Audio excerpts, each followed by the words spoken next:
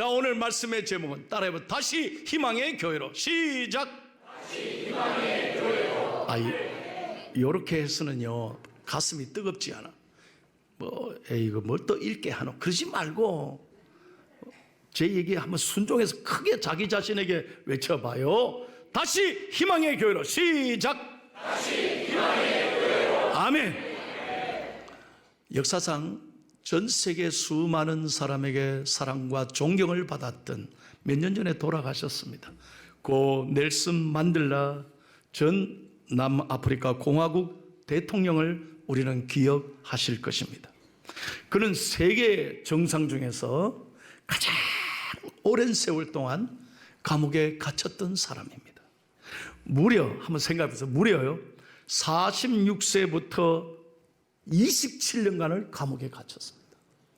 자기 인생의 가장 황금기에 27년간을 감옥에 정치범으로 갇혀서 꼼짝 못했어요. 얼마나 억울하겠어요. 얼마나 답답하고 힘들었겠어요. 그는 정치범으로 독방에 갇힌 지 4년째 되던 해에 어머니를 잃었습니다. 내보내주지를 않는 거예요. 그래서 어머니 장례식에도 못 갔습니다. 그 다음 해는 큰 아들을 자동차로 사고로 잃었습니다. 아들이 죽었을 때도 못 나갔습니다. 얼마나 아버지의 가슴이 애끓었겠습니까? 아내와 딸은 강제로 흑인 거주 지역으로 끌려갔답니다. 둘째 딸은 심한 우울증으로 밤마다 고통 속에 시달리는 거예요. 그러니 이 아버지가 이런 소식을 들었을 때, 모든 게 나 때문이구나, 나로 인해서 가족이 이렇게 불행하구나, 얼마나 힘들었겠습니까? 생각할 때마다 절망이 찾아왔을 것입니다. 그런데 놀라운 일은 감옥에 있은 지 14년째 되던 어느 날에 큰 딸이 딸을 출산해서 그 손녀를 반 거예요. 그래서 아빠에게 연락을 했어. 아빠, 내가 이날 갈 테니까 손녀 이름을 하나 지어주세요. 아빠가 지어주면 좋겠어요, 그러더라고요. 그래서 딸이 아기를 안고 아빠를 보러 간 거예요. 아빠는 아무 말 없이 눈물을 흘리며 쪽지에 그 손녀 이름을 써서 넘겨줬다는 거예요. 그런데 그 딸이 손녀의, 자기 딸의 이름을 보면서 펑펑 울었답니다. 그 손녀의 이름이 뭐냐? Hope, 희망이라는 거예요. 희망. 여러분, 희망은 칠흑 같은 절망의 어둠 속에도 다시 솟게 하는 능력이 되는 것입니다. 어떠한 고난과 역경을 다시 이길 수 있는 힘을 하나님께서 주시는 거예요. 그래서 여러분, 희망은 저절로 찾아오는 게 아니에요. 늘 자기 자신에게 스스로 희망을 주입해야 됩니다. 좋은 생각을 가져야 되는 거예요.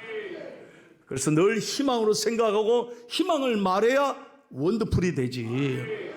이렇게 예배는 잘 드리면서 얼마나 좋습니까? 이렇게 찬양으로 은혜 받고 말씀 들으면서도 나갈 때는 죽겠다, 힘들다, 아이고, 이러니 하나님이 기뻐하시겠어요? 아닙니다. 끊임없이 우리는 희망을 주입시키고 희망을 생각하고 희망을 말해야 하는 것입니다. 여러분, 마치 어부가 바다를 보십시오. 끊임없이 그물을 던지잖아요. 마찬가지예요. 끊임없이 우리 희망을 머리에서 식지 않고 사라지지 않도록 하는 것이 얼마나 중요한지 몰라요. 아니슨 프린세스 라 브라바라는 책이 있습니다. 이거 한국말로도 번역되어 있습니다. 이렇게 번역되어 있습니다. 기대해도 좋을 내 인생을 위하여 라는 책입니다. 거기 보면 이 작가는 이런 이야기를 했습니다. 곰팡이가 있어서 어둡고 지저분한 게 아니라 어둡고 지저분해서 곰팡이가 생긴다는 걸 깨달았습니다. 좋은 일이 생겨야 긍정적인 사람이 되는 게 아니라 긍정적인 생각과 행동을 해야 좋은 일이 생긴다는 뜻입니다. 간단합니다. 마음밭에 긍정의 씨앗을 뿌리면 됩니다. 동의하시면 아멘 하십시오. 그래서 예배가 중요한 거예요. 이 예배에 와서 하나님 말씀 듣고 내가 비록 삶의 어려움과 아픔과 눈물이 있지만 말씀으로 희망을 노래해야 되는 것입니다. 미국의 제16대 대통령 아브라함 링컨 대통령, 여러분 잘 아실 겁니다. 저는 이 대통령의 기념관에 고향에 직접 가서 대통령 기념관을 방문했습니다. 여러분, 저는 링컨 대통령의 자서전과 그의 이야기를 들으면서 참 많은 감동을 받았습니다. 평생 27차례의 고난과 패배와 고통을 겪었다고 합니다. 하는 데마다 안 되는 거예요. 한두 번 떨어진 게 아니에요, 여러분. 27차례예요. 나갈 때마다 떨어지는 거예요. 여기 우리 후보님들 나오셨는데 나갈 때마다 떨어지란 말이 아니에요. 근데 잘 한번 들어보세요. 그는 자신에게 떨어질 때마다 이렇게 자신에게 얘기했다고 합니다. 내가 걷는 길은 험하고 미끄러웠다. 그래서 나는 자꾸만 미끄러져 길바닥 위에 넘어지지만 괜찮아. 길이 약간 미끄럽긴 해도 낭떠러지는 아니야. 얼마나 멋진 말입니까? 그래서 아브라함 링컨은요, 떨어졌다, 낙선했다는 소식을 듣고 집에 가가지고 막 입을 덮어쓰고 막 원망하고 불평한 게 아니에요. 딱 떨어졌다 소식을 들으니까 어디로 갔냐? 자기가 제일 잘 가는 레스토랑에 갔어요. 거기서 제일 맛있게 자기가 행복하게 먹는 음식을 시켜서 자기 혼자 맛있게 먹는 거예요. 그리고 그 다음날 일찍 아침에 일어나서 이발소에 가서 머리를 예쁘게 단정하고 기름도 멋있게 바르고, 괜찮아, 나는 또 잘 될 거야. 그러니까 미국의 대통령이 될 수 있었다는 이야기입니다. 역사상 가장 존경받는 대통령이 됐습니다. 왜? 희망을 끊임없이 노래했기 때문입니다. 2024년 새해가 시작됐습니다. 여러분, 우리 늘 언론을 통해서 가슴 아픈 소식을 많이 듣습니다. 어두운 전망에 대한 이야기를 많이 듣습니다. 그러나 여러분, 분명합니다. 무엇보다도 낙심하지 말고 저마다 가슴에 희망을 품고 희망을 노래하며 희망을 꿈꾸는 자에게 하나님은 미래가 열리게 해 주실 것입니다. 그래서 희망을 품고 우리 포항중앙교회 모든 존경하는 성도 여러분들이 열심히 살아가는 축복의 한 해 되시기를 예수님의 이름으로 축원합니다. 존 맥스웰이라는 미국의 리더십의 대가가 있습니다. 그분이 매일 읽는 맥스웰 리더십이라는 책에 이런 이야기를 했습니다. 사람은 음식이 없이는 40일을, 물 없이는 나흘을, 공기 없이는 4분밖에 생존할 수 없다고 합니다. 그러나 희망이 없으면 단 4초라도 견딜 수가 없습니다. 아주 중요한 얘기예요. 여러분, 우리나라 가슴 아프게 OECD 국가 중에 이렇게 잘 사는 나라, 전쟁 후 70여 년 만에 세계 10위권에 드는 이렇게 편리하고 너무너무 잘 사는 나라, IT 세계 강국의 나라가 됐음에도 여전히 세계 자살률이 1위입니다. 가슴 아픈 일입니다. 왜 그렇습니까? 마음이 무너지기 때문에. 나는 아무것도 아니야. 나는 알 수 없어. 내 마음을 알아주는 사람이 아무도 없어. 그러니까 절망과 어둠에 갇혀서 모두가 포기하게 되는 것입니다. 사랑하는 여러분, 희망은 언제나 우리는 어떤 세월이나 아픔을 견딜 수 있는 힘을 주시고 능력을 주시고 은혜를 주실 줄로 믿습니다. 예배가 왜 중요하냐? 예배를 통해서 우리는 꿈을 꿉니다. 꿈은 꾸는 자의 것입니다. 여러분, 집에서 잠을 자면 꿈을 꾸잖아요. 그러나 교회 나와서 예배드리고 기도하면 하나님은 꿈을 이루어 주신다는. 야, 내가 말해놓고도 얼마나 좋은 말이냐. 주여 지난 밤 내 꿈에 배였으니 그 꿈 이루어 주옵소서. 밤과 아침의 계시로 보여주사 항상 은혜를 주옵소서. 아멘. 하나님은 여러분의 작은 신음소리까지도 귀 기울여 들으시고 여러분의 꿈을 이루어 주실 것입니다. 그래서 언제나 희망을 갖고 살아가야 돼요. 희망은 인간이 누릴 수 있는 최고의 가치입니다. 희망이 없는 삶이 무기력하고 무능력하고 생명력이 없습니다. 여러분, 마귀는 끊임없이 자기 자신에게 저주합니다. 너 하는 게 뭐야? 너 되는 게 뭐야?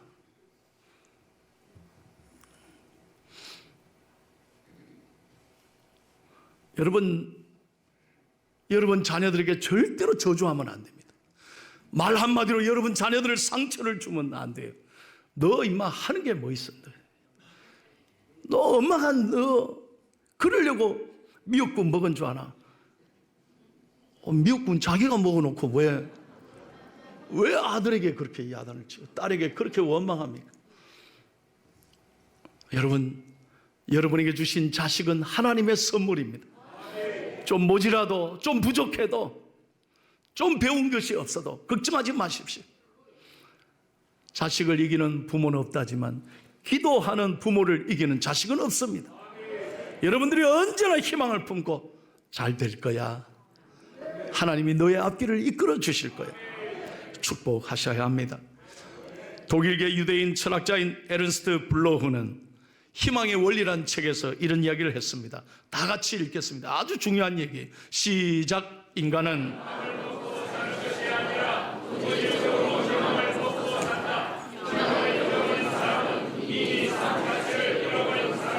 아멘, 할렐루야. 그래서 예배가 중요한 거예요. 예배 와서 찬송하고 기도하고 하나님 말씀 듣고 우린 꿈을 꾸는 거예요. 세상의 사람과 다른 것입니다. 피곤하면 안 나오고, 아이고 내가 참 손해보고 장사가 안 되면 안 나오고, 그런 게 아니에요. 우리는 예배를 소중히 여겨요. 왜? 하나님 말씀이 나를 살리는 능력이 되기 때문에. 여러분, 저는 설교를 준비하면서 이 그림을 구했습니다. 잘 한번 보십시오. 조지 브래들리, 영국의 화가인데요. 여러분, 이 그림의 이름이 뭔지 아십니까? 희망이라는 그림입니다. 제목이 희망. 잘 보세요. 한 여자가 지구 위에 외롭게 앉아 있습니다. 그의 눈에는 붕대가 감겨져 있어 아무것도 보지 못합니다.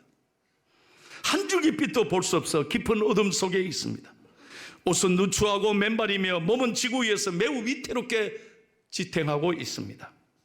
수금은 사슬에 매여 있고, 그렇죠? 수금의 현도 다 끊어지고 딱 하나만 남겨져 있습니다. 한 줄 남은 그 수금, 그 줄을 가지고 연주하려고 하는 거예요. 그래서 작가는 희망이라고 이름을 붙였습니다. 모든 게 다 끊어져도 여러분, 하나님의 줄, 희망이란 줄을 붙잡고 있으면 하나님이 일하신다는 거예요. 여러분이 생각하기에는 어떤 문제가 막혔을 때 하나님은 끝난 게 아니에요. 또 다른 길을 열어 계시고, 놀라운 생각지도 않은 놀라운 길을 하나님은 예비하고 계시는 거예요. 그래서 언제나 희망으로 나아가야 합니다. 저는 말씀을 준비하면서 새 우리 중앙교회 모든 성도들이 표정이 달라지고, 다시 한번 표정이 달라지고, 얼굴이 달라지고, 말이 달라지고, 여러분의 삶이 정말 희망으로 가득 차기를 축복합니다. 오늘 본문은 7세기 말 남유다가 완전히 무너져 갔을 때, 나라가 완전히 타락했어요. 정치 지도자들이 완전 부패하고 썩었어요. 앞이 보이지 않아요. 근데 하박국 선지자가 이런 어려운 상황에서 하나님께 울부짖어요. 하나님께서 하박국 선지자를 통해서 뭐라고 말씀하느냐? 2절 말씀 다 같이요. 다시 한번 읽겠습니다. 시작.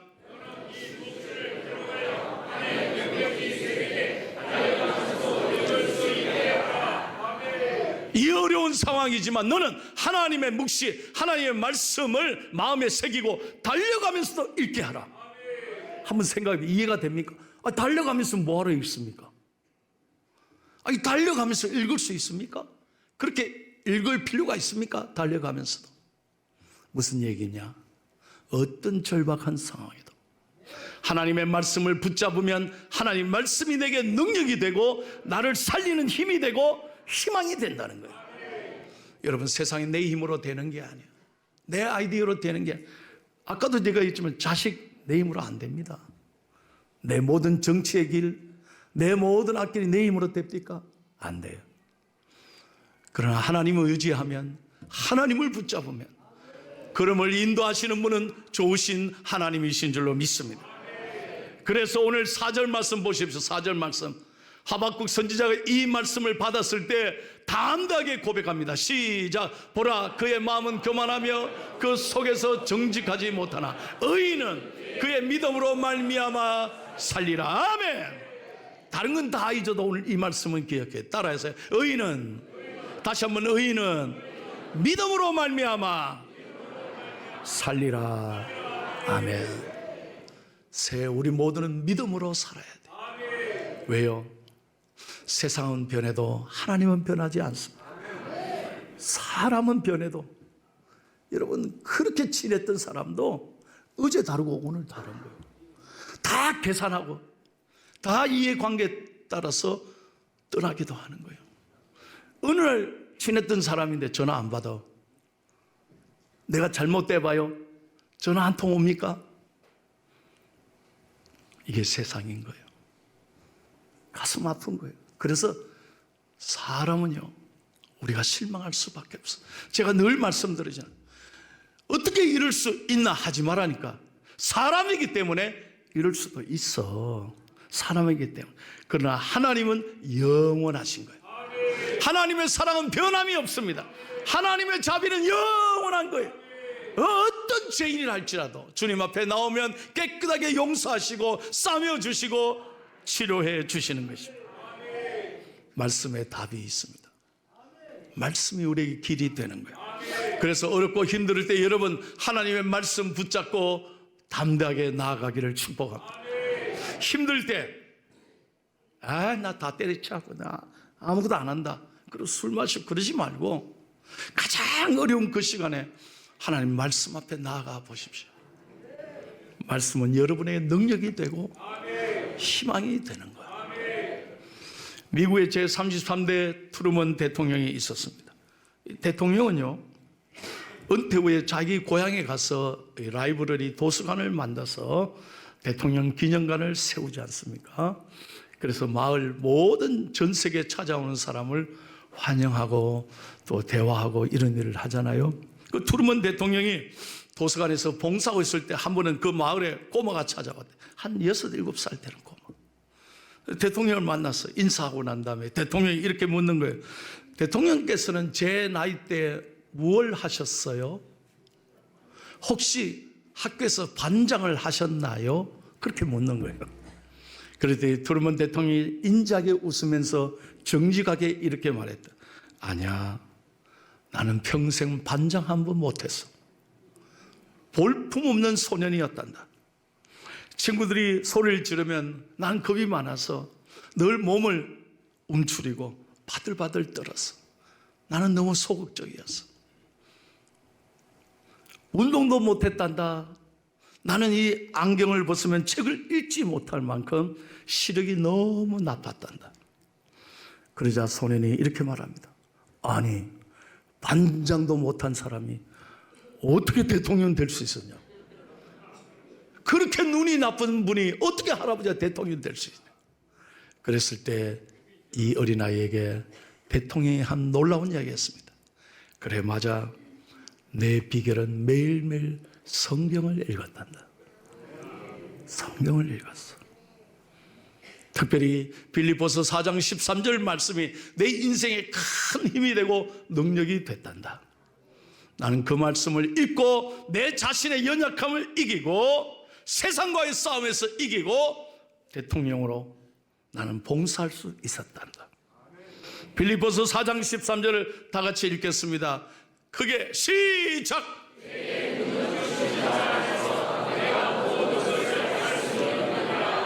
다시 한번 크게 시작. 내게 능력 주시는 자 안에서 내가 모든 것을 할 수 있느니라. 아멘. 아멘. 나는 부족하십니다.